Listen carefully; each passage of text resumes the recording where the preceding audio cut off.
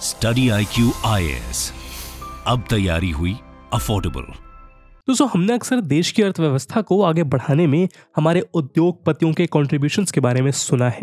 उसी तरह हम सब देश के करोड़ों किसानों की मेहनत की कहानी से भी वाकिफ हैं। लेकिन देश में एक ऐसा बड़ा वर्ग भी है जिसके कंट्रीब्यूशन या मेहनत के बारे में उतनी बात नहीं की जाती। वो वर्ग है भारतीय मध्य वर्ग, यानी इंडियन मिडिल क्लास।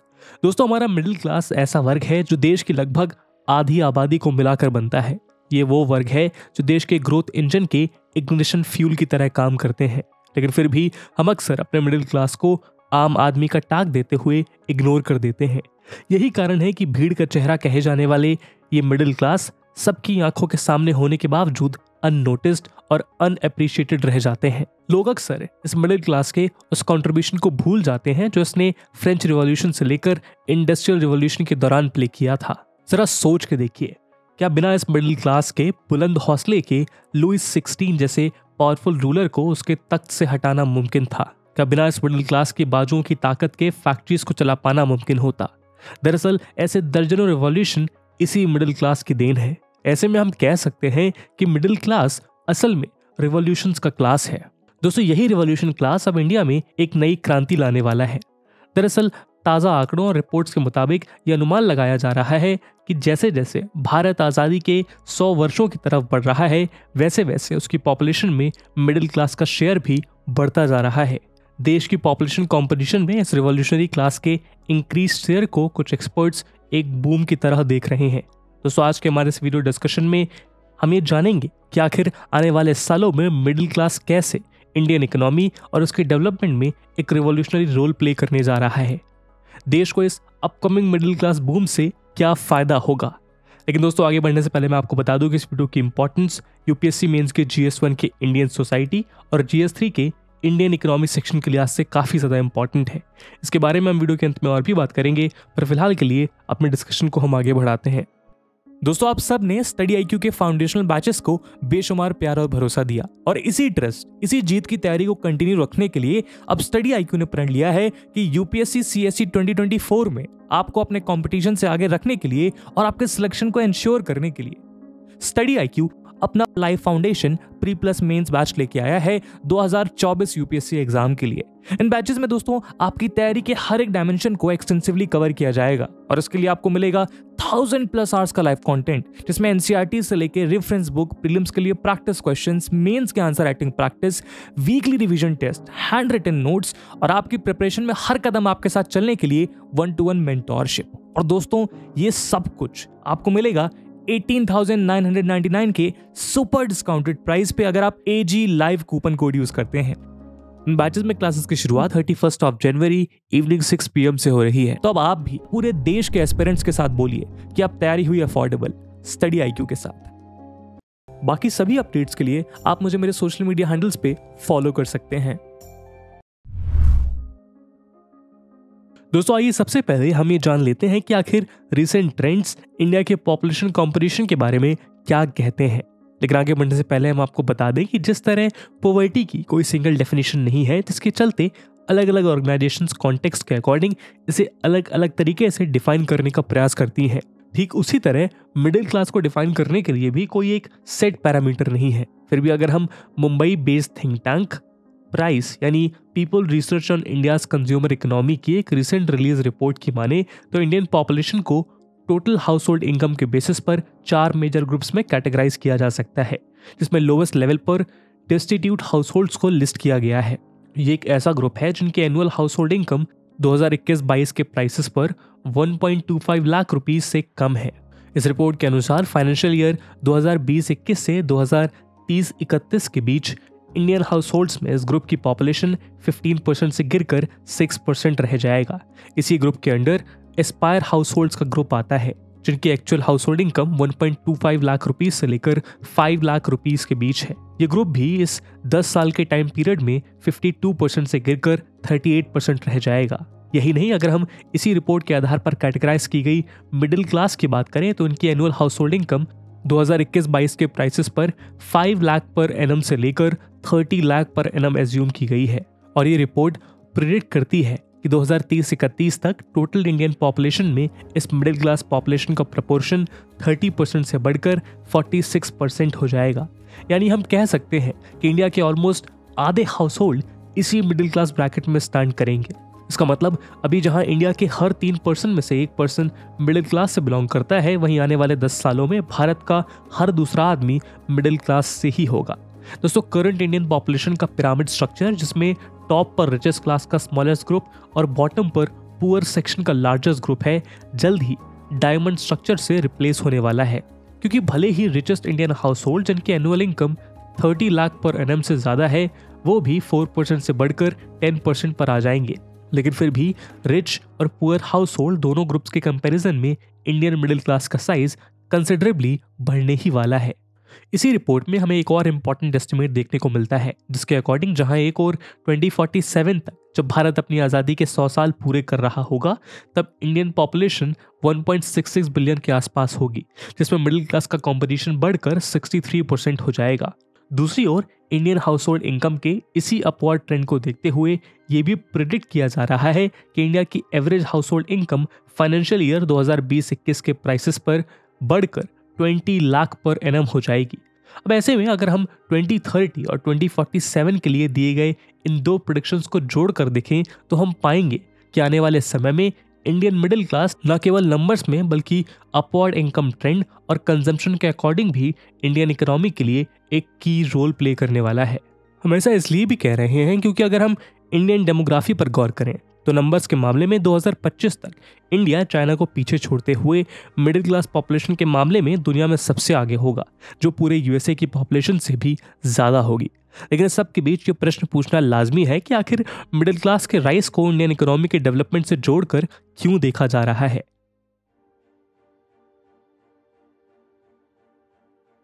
दोस्तों, ये तो मिडिल क्लास को आम आदमी से जोड़कर देखा जाता है, लेकिन यही आम आदमी अपने आप में बेहद खास है।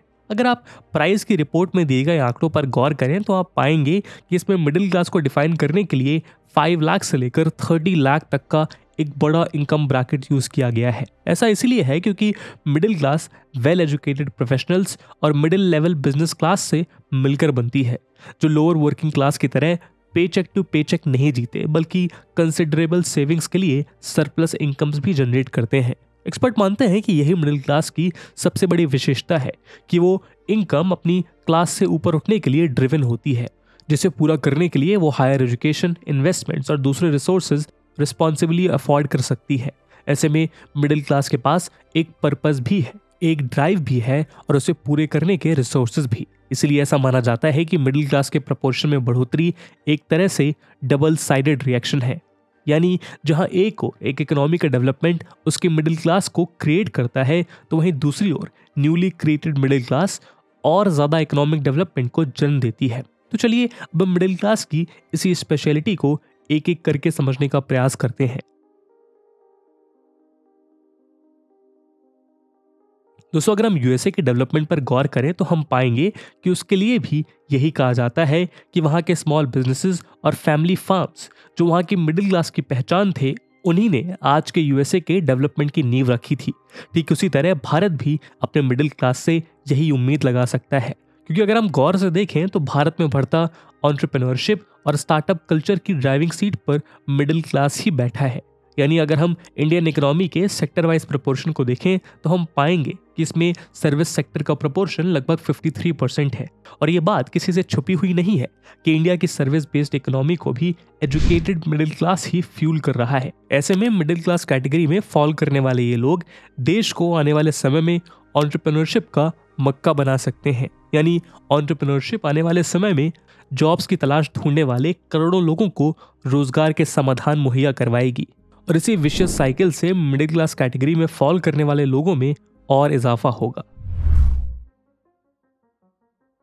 दोस्तों, क्या आप बता सकते हैं माइक्रोसॉफ्ट के सीईओ सत्या नडेला, गूगल के सीईओ सुंदर पिच्चई और ट्विटर के ex CEO Parag Agrawal, PepsiCo की एक्स चेयरपर्सन इंदिरा नूई और यहां तक कि आईएमएफ की deputy managing director Gita Gopinath इत्यादि के बीच क्या कॉमन लिंक है? जी हाँ, ऑब्वियसली ये सभी भारतीय मूल के नागरिक हैं और ग्लोबल लेवल पर बड़े बड़े ऑर्गेनाइजेशंस के शीर्ष पर पहुंचे हैं। लेकिन इसके अलावा भी जो एक बात इन सबको जोड़ती है वो ये है कि ये भी मिडिल क्लास इंडियन फैमिली से ही है। यही नहीं, भारत से हर साल हायर एजुकेशन और जॉब्स के लिए अब्रॉड जाने वाले ज़्यादातर युवा मिडिल क्लास को ही बिलोंग करते हैं, जो भारत के ग्लोबल डायस्पोरा के साथ साथ इंडियन इकोनॉमी के पाए भी मजबूत कर रहे हैं। तो आप पूछेंगे कि वो कैसे, तो हम आपको बता दें कि वर्ल्ड बैंक द्वारा दिसंबर 2022 में रिलीज रिपोर्ट के अनुसार 2022 में इंडिया दुनिया की पहली $100 बिलियन रेमिटेंस रिसीव करने वाली कंट्री बन चुकी है। यहाँ हम आपकी जानकारी के लिए बता दें कि भारत से अब्रॉड जाकर काम करने वाले एनआरआईज इंडिया में रह रही अपनी फैमिलीज, फ्रेंड्स और रिलेटिव्स को जो भी पैसा भेजते हैं उसे रेमिटेंस कहा जाता है। बीते कुछ सालों में भारत लगातार विश्व में सबसे ज्यादा रेमिटेंस प्राप्त करने वाली कंट्री बना हुआ है। 2021 में भी भारत ने लगभग $90 बिलियन का रेमिटेंस रिसीव किया था। वहीं उसके द्वारा रिसीव किया जा रहा रेमिटेंस उसकी जीडीपी के 3% के आसपास रह रहा है। यानी remittance at the end consumption या इन्वेस्टमेंट के फॉर्म में इंडियन इकोनॉमी के डेवलपमेंट को फ्यूल करने में यूज होता है और देश का इकोनॉमिक इंजन इसी इनडायरेक्ट सोर्सेस से बर्न होता रहता है। दोस्तों, ये तो हम सब जानते हैं कि सेविंग कल्चर एक तरह से इंडियन मिडिल क्लास के खून में ही है। मिडिल क्लास की यही सेविंग इन्वेस्टमेंट के रूप में इंडियन इकोनॉमी के पहिए के लिए लुब्रिकेंट का काम करती है। ये मिडिल क्लास ही है जो अपने घर का सपना पूरा करने के लिए, अपने रिटायरमेंट्स में फाइनेंशियल सिक्योरिटी के लिए या अपने बच्चों की पढ़ाई के लिए ज्यादा से ज्यादा सेविंग्स और गेनफुल इन्वेस्टमेंट करने में लगा हुआ है। इंडियन मिडिल क्लास के इसी सेविंग के कल्चर को देखते हुए RBI deputy governor Michael Debabrata Patra का भी कहना था, इंडियन इकोनॉमी की ये एक इम्पॉर्टेंट फीचर रही है कि हमारी ज्यादातर ग्रोथ हमारे डोमेस्टिक सेविंग से ही फाइनेंस की जाती है और इसी वजह से हमें इससे फ्यूल करने के लिए फॉरेन सेविंग्स का बहुत अधिक सहारा नहीं लेना पड़ा है।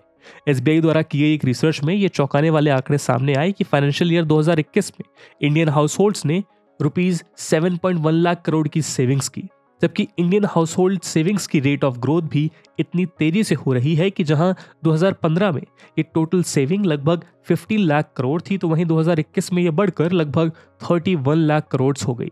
वहीं इसके उलट अगर हम यूएसए की इकोनॉमी पर गौर करें तो हम पाएंगे कि वहां पर डोमेस्टिक सेविंग्स नीचे जा रही हैं, जिसके चलते यूएसए को अपनी इकोनॉमी में इन्वेस्ट और ग्रो करने के लिए अब्रॉड से सरप्लस सेविंग्स की जरूरत है, जबकि फाइनेंशियल इन्वेस्टमेंट के मामले में इंडिया की डोमेस्टिक सेविंग्स और इन्वेस्टमेंट्स अपवर्ड ट्रेंड शो कर रहे हैं। दोस्तों, ह्यूमन कैपिटल में जितना इन्वेस्ट मिडिल क्लास करता है उतना कोई भी नहीं करता। मिडिल क्लास की अपवर्ड ट्रेंड की भूख और सेव कर पाने की कैपेबिलिटी ही उसके लिए ऐसे यूनिक सर्कमस्टेंसेस क्रिएट करती है कि वो यंगर जनरेशन की एजुकेशन, अपस्किलिंग और फ्यूचर पर इन्वेस्ट करता है। और ये यंगर जनरेशन भी अपनी रिस्पॉन्सिबिलिटी को समझते हुए अपने गोल्स के प्रति ड्रिवन होती है। ऐसे में मिडिल क्लास अपना फ्यूचर बनाने पे इन्वेस्ट करने के साथ साथ इनडायरेक्टली कंट्री के फ्यूचर को बिल्ड करने पर भी इन्वेस्ट करता है। ऐसे में अगर भारत को अपने डेमोग्राफिक डिविडेंड का असल फायदा उठाना है तो उसके लिए उसके मिडिल क्लास का स्ट्रांग होना बेहद जरूरी है। दोस्तों, इकोनॉमी में एक बड़ा शेयर और इकोनॉमी में मोस्ट इंपॉर्टेंट शेयर होल्डर होने की वजह से एक देश का कंजम्पशन पैटर्न और डिमांड उसकी मिडिल क्लास ही डिसाइड करती है। ऐसे में यही डिमांड मैन्युफैक्चरिंग और इन्वेस्टमेंट्स को एक्सेलरेट करती है, जिससे एक पूरी साइकिल अपने आप बन जाती है। जितनी ज़्यादा डिमांड उतनी ज़्यादा मैन्युफैक्चरिंग और उसके लिए उतना ही ज़्यादा कैपिटल इन्वेस्टमेंट।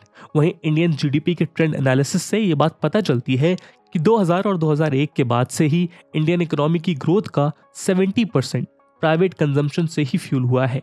वहीं आज भी इंडियन जीडीपी का 60% प्राइवेट कंजम्पशन से ही आता है, जबकि इसके उलट भले ही आज चाइना की मिडिल क्लास पॉपुलेशन इंडिया के कंपैरिजन में ज़्यादा हो, लेकिन चाइना का प्राइवेट कंजम्पशन उसकी ग्रोथ में बहुत छोटा प्रोपोर्शन है।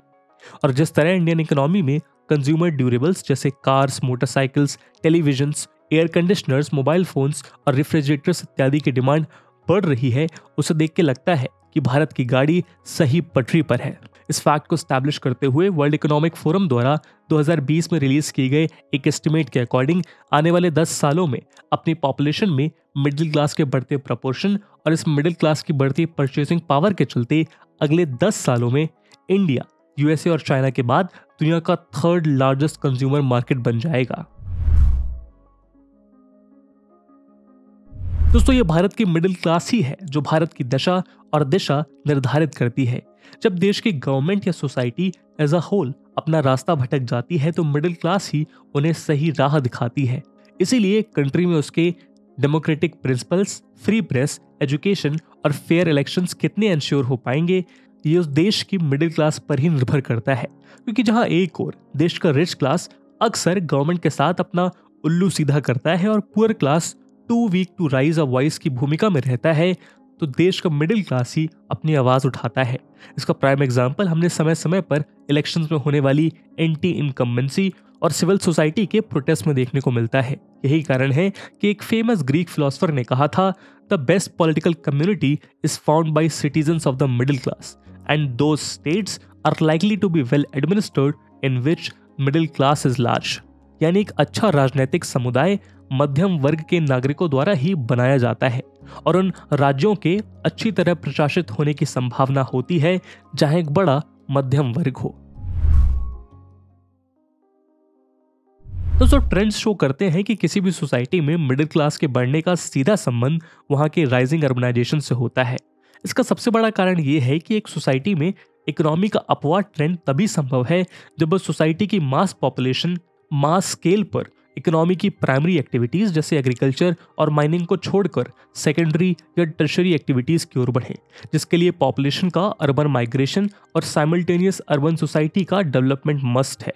ऐसे में अगर भारत में भी मिडिल क्लास का प्रपोर्शन बढ़ रहा है तो यहाँ मास स्केल अर्बनाइजेशन भी एक्सपेक्टेड है।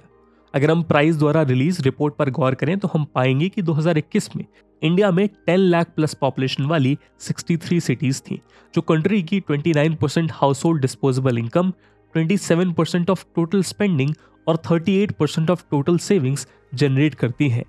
ऐसे में अगर आने वाले समय में मिडिल क्लास का प्रपोर्शन बढ़ता है और इससे और अर्बनाइजेशन देखने को मिलता है तो इंडियन इकोनॉमी पे इसका पॉजिटिव इफेक्ट साफ देखा जा सकता है।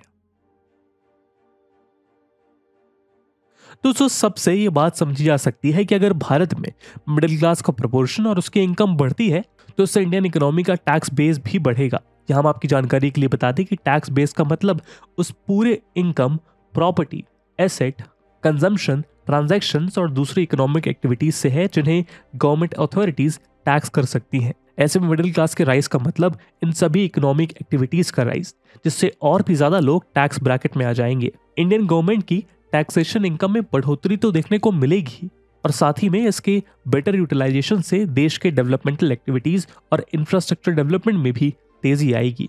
लेकिन ये सब होने के लिए सिर्फ मिडिल क्लास का राइज ही काफी नहीं है, बल्कि जैसे किसी कॉम्प्लेक्स रिएक्शन को कंप्लीट करने के लिए एक कैटलिस्ट की जरूरत होती है, वैसे भी यहाँ भी मिडिल क्लास के इस राइज और कंट्री के इकोनॉमिक डेवलपमेंट के लिए भी कुछ एबलिंग फैक्टर्स की जरूरत होगी।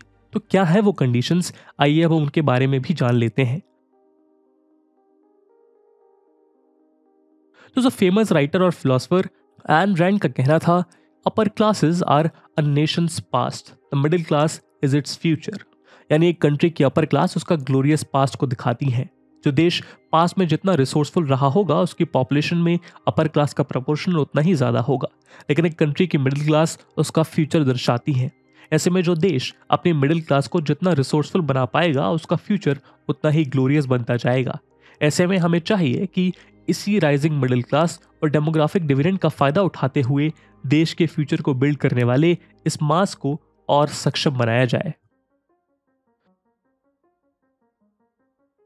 दोस्तों, मिडिल क्लास के साथ साथ कंट्री के डेवलपमेंट को इनेबल करने के लिए हमारी गवर्नमेंट को सब्सिडीज या कंजम्पशन पे खर्च होने वाले रेवेन्यू एक्सपेंडिचर के बजाय इंफ्रास्ट्रक्चर डेवलपमेंट और पब्लिक फैसिलिटीज के डेवलपमेंट पर ध्यान देने की जरूरत है, ताकि देश में अच्छी एजुकेशन, स्किलिंग और बेटर हेल्थ फैसिलिटीज प्रोवाइड करके कंट्री के डेमोग्राफिक डिविडेंड को भुनाया जा सके।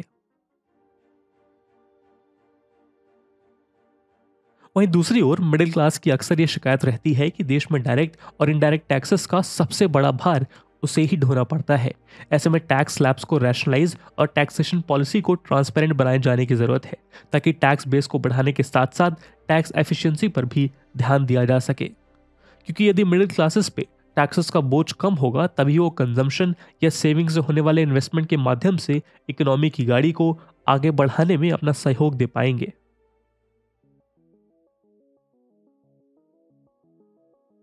दोस्तों सबके बीच एक बड़ी समस्या ये भी है कि इंडियन इकोनॉमी में इन्फ्लेशन लगातार बढ़ रहा है।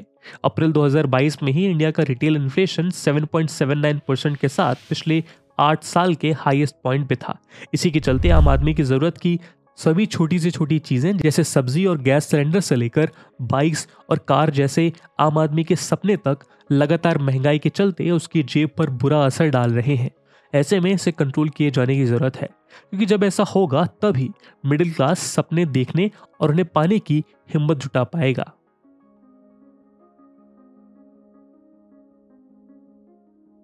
दोस्तों यहाँ हमें ये बात याद रखनी चाहिए कि प्राइस द्वारा किए गए ये सभी प्रेडिक्शंस करंट ट्रेंड्स को देखते हुए किए गए हैं, लेकिन इस सब के बीच एक ट्रेंड ये भी है कि भारत में अनएम्प्लॉयमेंट लगातार अपने पीक पर बना हुआ है। वहीं अगर हम इंडिपेंडेंट थिंक टैंक CMI यानी centre for monitoring Indian economy के ताज़ा आंकड़ों पर नजर डालें तो हम पाएंगे कि दिसंबर 2022 में इंडिया की अनएम्प्लॉयमेंट रेट 8.3% थी। ऐसे में भारत को चाहिए कि वो अपने एजुकेटेड क्लास के लिए रोजगार के और अधिक मौके पैदा कर सके, क्योंकि ये बात सही है कि मिडिल क्लास भारत के लिए रेमिटेंस का इंपॉर्टेंट सोर्स है। लेकिन इसका दूसरा पहलू ये भी है कि भारत में एप्रोप्रिएट अपॉर्चुनिटीज की कमी के चलते इन्हें भारत से बाहर जाकर रोजगार के अवसर तलाशने पड़ रहे हैं। दोस्तों यदि भारत सच में अपने रिवॉल्यूशनरी क्लास से एक इकोनॉमिक रिवॉल्यूशन की उम्मीद कर रहा है तो उसे जल्द से जल्द सही दिशा में कदम उठाने की जरूरत है, ताकि वक्त के साथ आने वाले इस बूम से सकारात्मक प्रभाव मिडिल क्लास को स्ट्रॉन्ग बनाने के साथ साथ देश के सबसे मेजर वर्ग को भी ऊपर लेकर आए। इसी सोच के साथ दोस्तों अपने वीडियो को हम यहीं विराम देते हैं। इस पूरे मुद्दे पे आपके क्या ओपिनियंस और सजेशंस हैं कमेंट सेक्शन में जरूर साझा करिएगा। और जैसा हमने वीडियो के पहले भाग में बताया कि इस वीडियो की इंपॉर्टेंस यूपीएससी मेंस के लिहाज से काफी ज्यादा है, तो उसी इंपॉर्टेंस को देखते हुए एक सवाल हम आपके लिए छोड़कर जा रहे हैं जिसको आपको कमेंट सेक्शन में आंसर करना है। And the question is, how has the Indian middle class evolved since independence? Critically analyze its changing role in today's Indian society and polity. And with this question, my friends, that's it for the video. I hope आपको video पसंद आई होगी, और अगर पसंद आई है तो अपने दोस्तों के साथ साझा करना मत भूलिएगा। हम मिलते हैं अगले वीडियो में, तब तक के लिए जय हिंद, जय भारत। स्टडी IQ IAS, अब तैयारी हुई अफोर्डेबल।